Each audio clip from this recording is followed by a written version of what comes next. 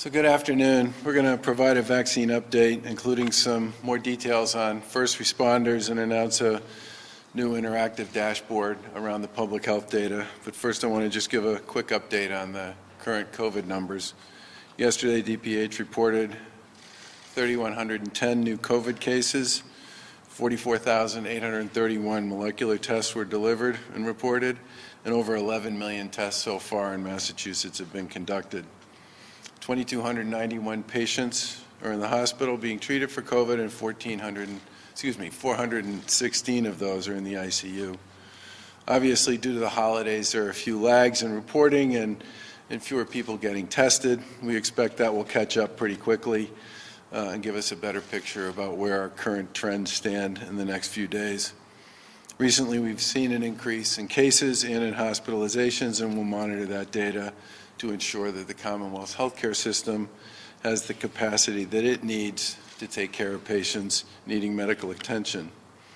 Today, a new field hospital will open in Lowell at the UMass Lowell Recreation Center, which the Secretary and I had a chance to visit about 10 days ago.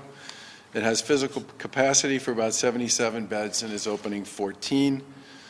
This field hospital, in addition to the one at the DCU Center in Worcester, which has capacity at this point for about 72 patients, provide additional capacity to treat COVID and non-COVID patients here in Massachusetts.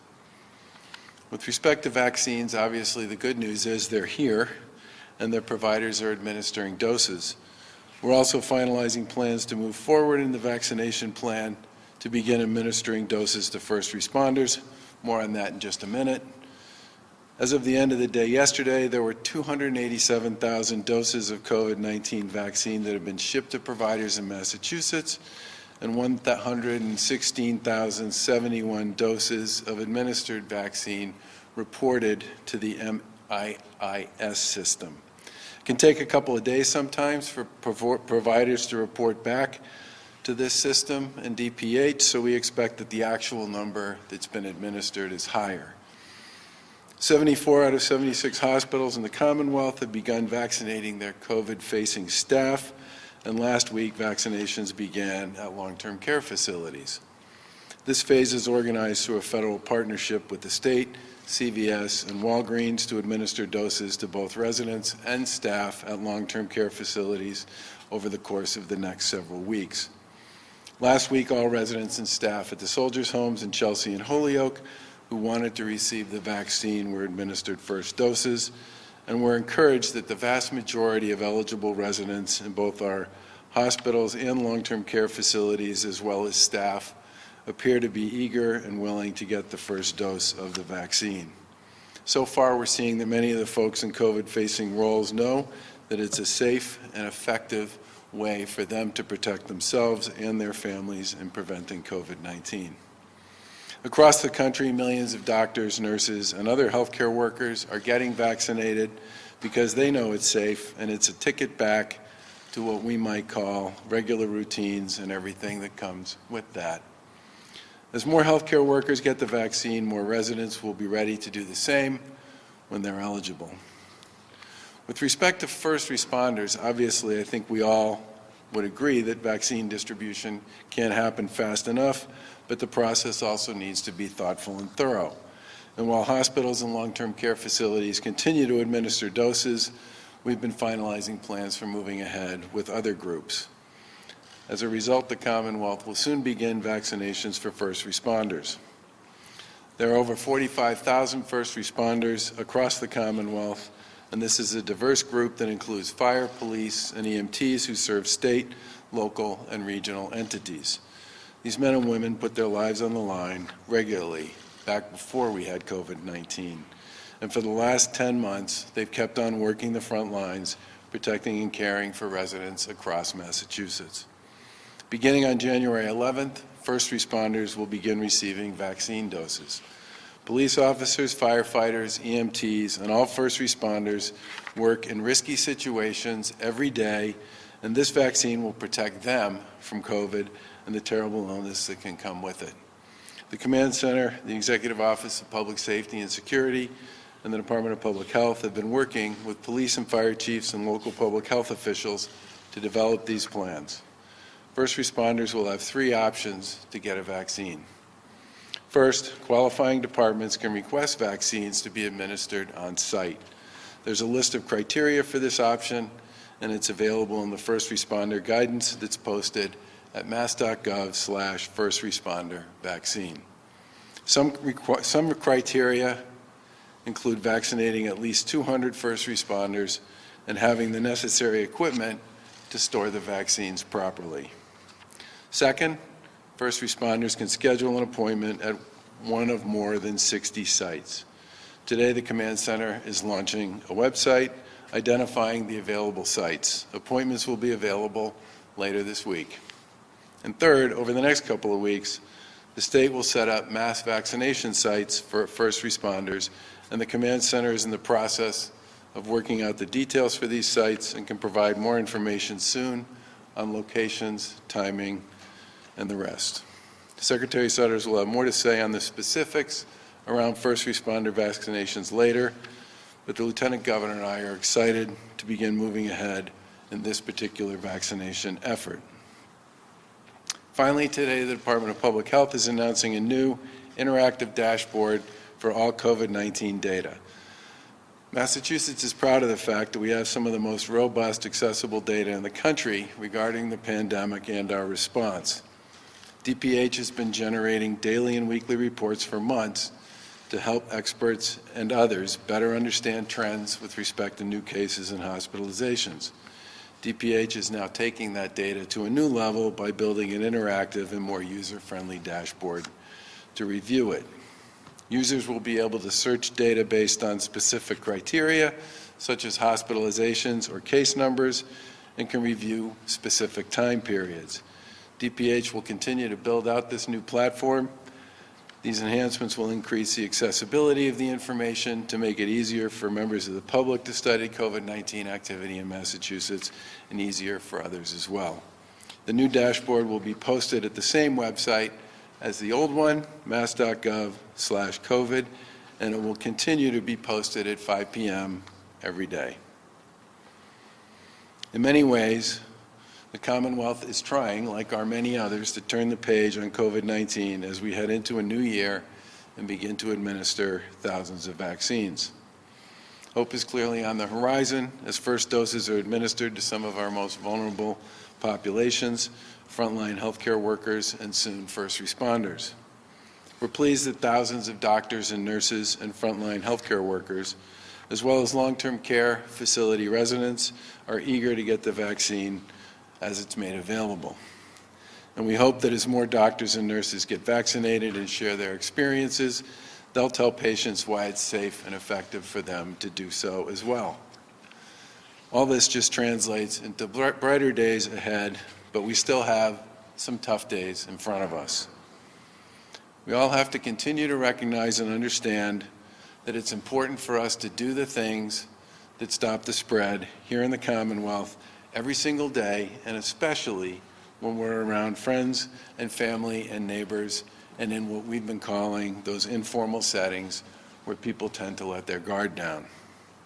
It's critically important for people to continue to wear face coverings, to stay home unless you're going to work or to school, and not to gather with people informally if you don't live with them.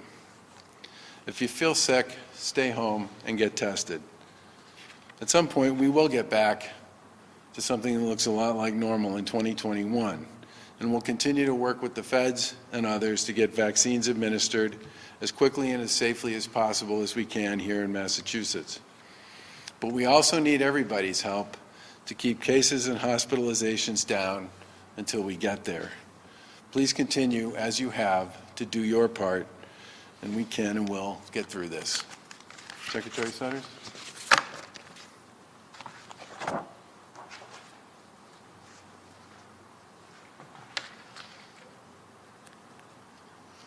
Good afternoon, Governor, Lieutenant Governor, and good 2021. As the Governor indicated, vaccinations of our first responders, EMS, fire, and police, we're pleased to announce will begin on January 11th. Last week, I co-hosted a call with the Executive Office of Public Safety with just under 600 of our police, fire, and emergency colleagues. We reviewed the 3 vaccination pathways that the governor just discussed that have been in rapid development. On December 22nd, we posted and widely disseminated a guide to any organization who wanted to administer the vaccine directly for their employees. And just to reiterate a few of the points that the governor said. So, a department who wanted to engage in the direct vaccination of its staff can apply directly to the Department of Public Health. And we're very pleased that some of our ambulance companies have stepped up in that effort. The qualifications include you must plan to vaccinate at least 200 individuals, because obviously we need to ensure that these vaccines are carefully protected. You have to be registered with the Massachusetts Immunization Information System. You have to submit a completed unique Massachusetts COVID-19 vaccine program agreement. And you have to have a vaccination standing order by a physician in place, by a medical provider in place. And then there's 10 specific other criteria around managing the vaccines, observing individuals post-vaccination, coming in and out, and the appointment process. So, given that those are the requirements, we came up with option 2. Phase 2, or pathway 2, is 180 local health departments and a number of healthcare providers, from CHCs to hospitals to large practices, are standing up more than 60 sites across the Commonwealth to be available to vaccinate our first responders. A map will be available today at www.mass.gov/first responder vaccine that will list all these vaccination sites. It is dedicated to our first responders. The vaccination sites are appointment-based, and later this week, first responders, as the governor said, will be able to visit the page to make an appointment at their convenience for vaccination at one of these locations. To be clear, don't sign up yet. Appointments are not yet available. And then the third opportunity, the third pathway, is we are rapidly finalizing the detail on an initial 4 mass vaccination sites. First responders will also be able to visit one of those regional mass vaccination sites later this month. We're working to finalize the contract with the vendors, and we expect to have a few sites operational as soon as possible. Once operational, we expect that these sites will have the capacity to administer 2,000 vaccines per day. The governor covered where we are with the field hospitals. So my final point is, finally, in response to the December 22nd revised COVID-19 vaccine recommendations of the CDC's Advisory Committee on Immunization Practice, otherwise known as ACIP, the Commonwealth's COVID-19 Advisory Group convened on December 23rd and 30th to discuss whether any changes to its previous recommendations were warranted. The group came to a consensus on one single change to the current recommendations, taking into particular consideration ACIP's highlighting of individuals aged 75 and older as being at particular risk of serious complications of COVID-19. Based on this recommendation of the COVID-19 Vaccine Advisory Group, we are updating prioritization today so that individuals ages 75 plus are included in Phase 2 Group 1, along with individuals of all ages with 2+ comorbidities. This change impacts approximately 170,000 individuals ages 75 and older who were not already included in this Phase 2 Group 1 based on their comorbidity status. These changes, as I said, will be reflected on mass.gov COVID vaccine today. Thank you. With that, I'll turn it back to the governor. Questions? Governor, there's been some talk about changing up sort of vaccine distribution to get more shots in the arm, more first shots in the arms of people, rather than going with this 2 doses.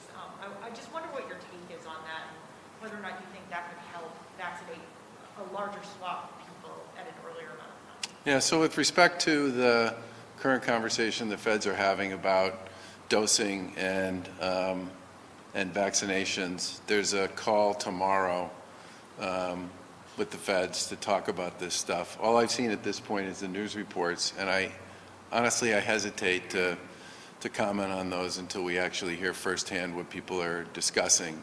I will say this, at the end of the day, the goal here needs to be to ensure that people get, in my view, adequate dosing for the vaccine to be effective for the anticipated period of time. Now, if there is something associated with what everybody learned from the many clinical trials that were done on the Moderna vaccine or the Pfizer vaccine that would justify changing some of the guidance and some of the rollout as it's currently been discussed, or there's something associated with the AstraZeneca vaccine, which has been approved in the UK, or if ultimately there is something about the J&J vaccine, which was considered to be a one-dose vaccine, which, as I understand it, is still in clinical trial, then I think that's perfectly appropriate to engage as part of the conversation. But the thing everybody needs to remember here, and I would include, the federal folks who are making some of these decisions when I say this, there has been from the beginning a nervousness among a lot of people about the integrity of the process associated with the development of these vaccines. And we, based on the conversations we've had with our own healthcare professionals and researchers here in Massachusetts, as well as the conversations we've had with professional folks at the federal level, believe that the current protocol and the current policy, based on the current knowledge and information that's available, delivers on the goals and objectives that were originally put forth here, which was 2 doses, one of which was 21 days apart, one of which was 28 days apart, would produce a roughly 94 to 95% effectiveness with respect to the Pfizer and Moderna vaccines. So from my point of view, I want to hear from the feds at a very deep level of detail about what it is they are discussing and how they would choose to go about changing what they originally told us was the most appropriate way to roll this out, and was in fact the way that was vetted by the people on our medical advisory board and others. Governor, can you tell us which places are being considered for mass vaccination sites? We've heard Fenway Park and Gillette thrown around. Do you want to speak to that, or you want to wait a day or two? Okay. Yeah, give us a day or two to nail that down. And are these sites that will then also be used for the general public? Is that the mentality the state has going into this? I think that's likely. Yeah, that this idea would be that these sites would become, the mass vaccination sites would become sites that would be used originally as part of the first responder piece, and then become more readily available, more generally available as different groups and populations roll through the rollout. Yeah. Governor, are there any specific shed some light on the expiration of the doses? I guess Leahy Hospital told us on Friday that they had gotten some last-minute doses, and they were able to vaccinate some employees, but do we have potential for vaccine doses going to waste if they get out of this freezer system and now the clock's ticking? I mean, do you want to speak to that? I mean, my view on that one is part of the reason why the early stage of this, especially with respect to the Pfizer vaccine, which, as we all know, requires very cold and very significant temperature to maintain its effectiveness. Part of the reason for why the original rollout there was designed to only go to particular healthcare providers or pharmacy organizations that had the ability to actually do the deep freeze and to keep that stuff effective and properly stored for. I think at this point in time, there's enough demand for dosing at the provider level that I don't think we're going to run into situations where people aren't able to find places and spaces to distribute the vaccine. I do know that in a couple of community health centers, which we're working with Moderna, is that right? Did distribute some to some of their local first responders rather than keeping them in storage. And on the margin, I think our point of view is it's important to use it. Have we lost any yet? Any doses, actual doses? Not that's been reported. Not that's been reported to us. We have not lost any. Yeah. Governor, on that point, we've seen some restaurants coming forward saying, look, we've got freezers, we've got a lot of refrigeration space. Unfortunately, we're not using them. We don't have customers. Are you looking for help from local businesses to refrigerate vaccine?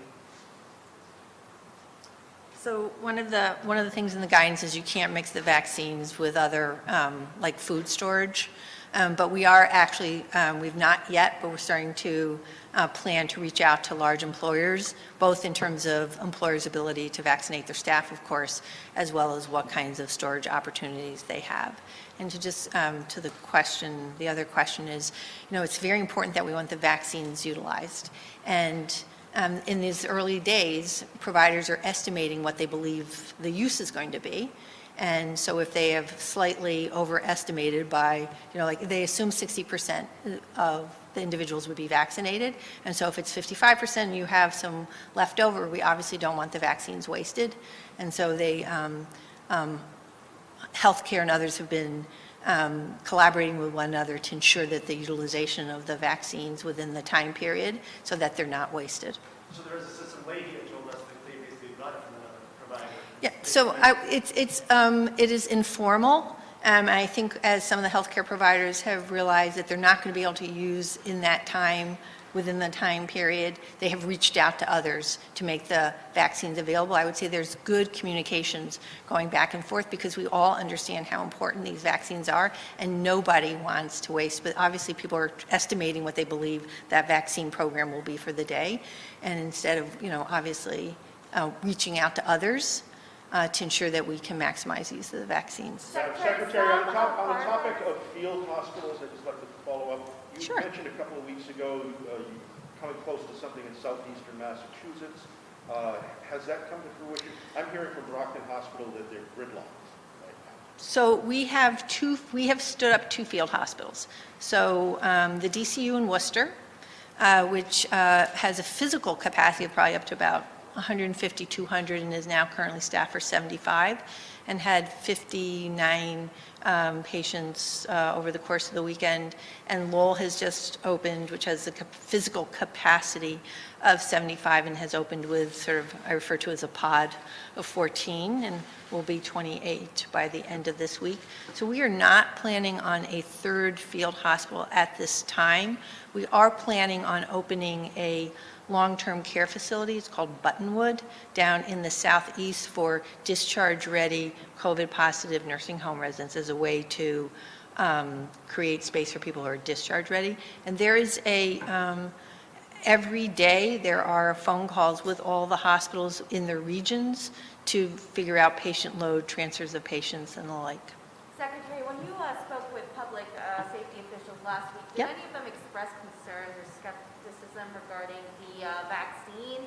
Some have told us that they don't feel comfortable taking it, and I don't know if there's any first responder specific awareness campaign or any efforts to respond to those who don't want it. So there were 2 questions that came up during the hour meeting, and they were very specific to someone had a very specific medical condition and wanted to know if they should take the vaccine. And in those sort of very specific, an individual's medical concern, we actually say the best thing for you to do is to go back to your healthcare provider and ask them. I mean, asking someone who is receiving treatment for cancer as to whether they should receive a vaccine, that is such a specific medical situation that really that's not a frequently asked question kind of response. That is something that we have said to people, you really need to go back to your healthcare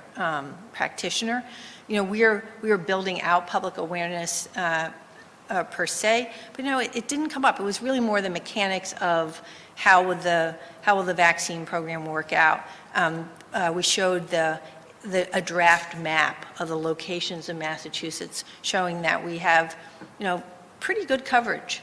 And it was those kinds of questions, like would it be drive-in versus appointments? And we talked about appointments make it sort of more convenient for first responders. And then did remind people that if you see like these 60 sites on the map, it doesn't mean like for the second shot you go to some other place. It's a reminder that wherever you have your first dose, you need to go back for your second dose. So it was a very matter of fact, very positive. We took some questions in. We're going to post the responses to all the questions that we responded to verbally as well as at the end. There's always somebody who at the very end, as you're just saying goodbye, sort of says, well, I have 3 more questions. So we asked them to submit them, and we're going to post it up as an FAQ. And I'm sorry, how many of those dots on the map, whether they were the existing 60 No, sites? so, I'm sorry. I was just going to say, how many plans are there for sites in Western Massachusetts among those 4 counties? I just can't recall how many dots at this moment, but there were 60, I believe it was 62, when we did this last week, there were 62 sites identified, and there are more coming online, and when it goes live, we can all see what exists. Secretary, I wondered if we could. Hello, Bruce. Said there were 287,000 doses, I think, Received. 116,000 distributed to providers. Administered. So there's a huge lag. You said there were, made it sound like it was just a lag period. That's a huge amount, isn't it? Some of the 287 we didn't get until right before. For the weekend, right. And there's, They roll in. It's not like we got Right. 287 from the first 65,000 Right. doses so that showed up on December 23rd. Do you wanna- We got 287 over the course Over of the since the last beginning. week or 10 days of December. So some of the doses we didn't actually receive until I think the 29th. Yep, of December. 30, the morning of the 30th, right. So, and there's up to a 4-day lag in the reporting back into MIIS. So that is why the weekly dashboard will give you a very good sense of what's been shipped, distributed, administered, reported. I mean, those are really the 4 things to look for. And the numbers the governor gave also includes second doses now that are coming in that need to be then distributed in the next 14 days. So this is a rolling vaccination program, Bruce, is the way to think about this. But you're not troubled by that lag of 100 and some thousand? What I would like is, as everyone, is the minute something is administered, that's reported in the MIIS. That's just not, feasible. So I have been informed that I should become comfortable with a several-day lag in reporting. So I'm standing here saying I have become comfortable with a several-day lag in the official reporting into the MIIS system, which is the system of truth. And I think the Thursday dashboard, well, I know everybody would like the data every day. The Thursday dashboard is a source of truth for us at this point. Can I say one other thing to follow up on the previous question that, about sort of encouraging people to take it? I mean, literally based on all of the conversations that I've been on and the Lieutenant Governor's been on with folks in the healthcare community about people's willingness to take this, I have come to the conclusion that the over-the-top big message from unknown parties of almost any kind, maybe with the exception of Dr. Fauci, are nowhere near as effective as peer-to-peer conversations. It's really clear to me at this point that the people who haven't chosen to quote-unquote go first in their particular group, if their group has had access to the vaccine, are people who are primarily interested in talking to their teammate, their colleague, their, fellow practitioner about their experience with the vaccine and then making their decision based on that. So we'll do a lot of things to publicly promote why it's important for people to take the vaccine. But in the end, I really do think the most important conversations are going to be the ones that take place between peers and between clinicians and their patients. That's going to drive the decision-making around how people choose to participate in this. Governor, your current restrictions are in place. The president has several senators and also up to 100 Republican members in the House that are joining him in wanting to challenge the election. They're saying they'll do that. Do you think Republicans should continue to challenge the election right now? And do you agree that a commission should be launched to audit? I can't remember who said this over the weekend, but someone said, President-elect Joe Biden won the election fair, and square. He did. There have been numerous trips to the courts since Election Day, at the state level and at the federal level, and they've been in front of appointed Republican judges, appointed Democrat judges, elected Republican judges, and elected Democrat judges. And the electors that were chosen across the country were chosen by Republicans and chosen by Democrats, and were Democrats and Republicans. I remember standing in front of this group and talking about the election of 1860 and how worried people were about whether or not the electors would do the right thing. And they did. And that's exactly what is happening now. And I think the noise and the accusations and the commentary about challenging this or that is an affront to democracy and to the voice of the people who turned out in record numbers in this election to support a whole bunch of candidates up and down the ticket. And for the life of me, I can't figure out how people in my party can say all the other elections in which their folks barely won were fine, and the only one that they seem to have any concerns about is the one at the top of the ticket. And it is my hope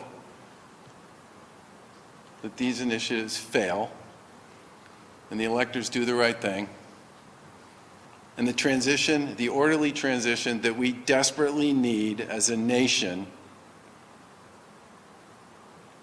We just finished 20 minutes of Q&A with you all about the largest and most significant and potentially life-saving vaccine rollout in U.S. history that I think everybody at this point in time would say can't happen fast enough. And I think everybody would also agree that there have been bumps associated with the rollout, which we all expected and anticipated, with the notion that eventually the wheel would start to spin and things would work the way they should. That, in my view, is where our colleagues at the federal level should be focusing their time and their attention, is doing everything they all together possibly can to make sure that every vulnerable American, every healthcare worker, every long-term care resident, every long-term care staff member, and everybody else gets access to those 2 doses as soon as is practically possible. That should be the focus right now of what our colleagues in Washington are up to, in my view. Governor, your current restrictions are in place until at least January. Say again? Your current restrictions on businesses are in place until at least January 10th. I know that's still a week away. I'm just wondering what kind of heads up are you going to give people on whether or not you will extend that, given the post-Christmas surge we could see? Yeah, we'll probably be back sometime toward the end of the week based on the data to make a decision about whether or not to extend that beyond, to extend the current regulations that are in place, orders that are in place beyond January 10th. Yeah.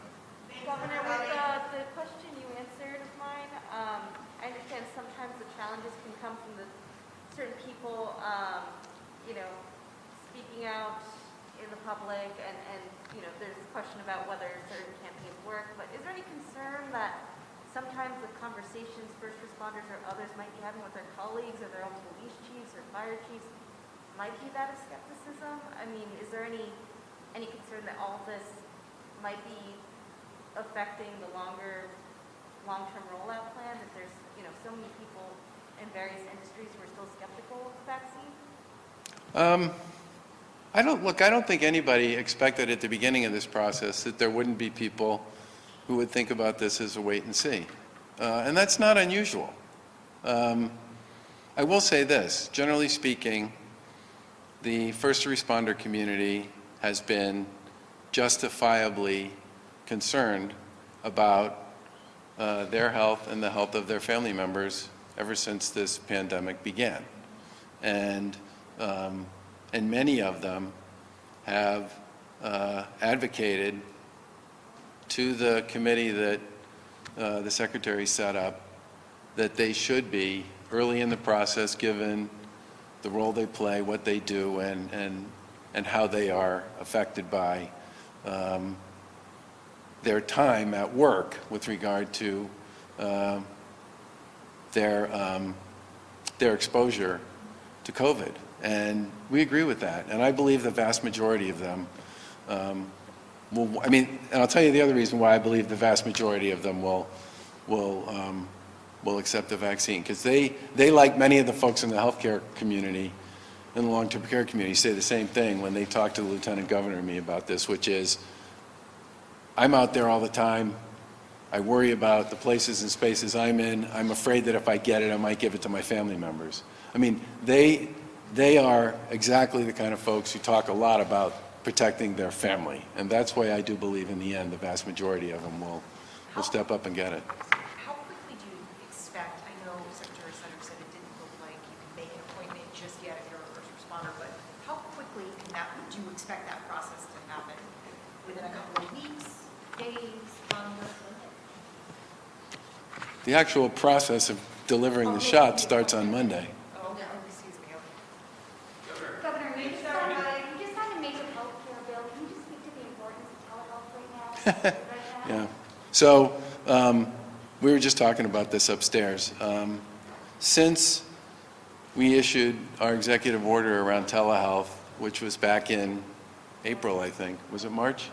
There have been more than 1 million telehealth visits in Massachusetts, and patients and practitioners have adopted this enthusiastically as a way to do a number of things. One, it certainly limits infection, right, which is a good thing in the world we live in at the moment.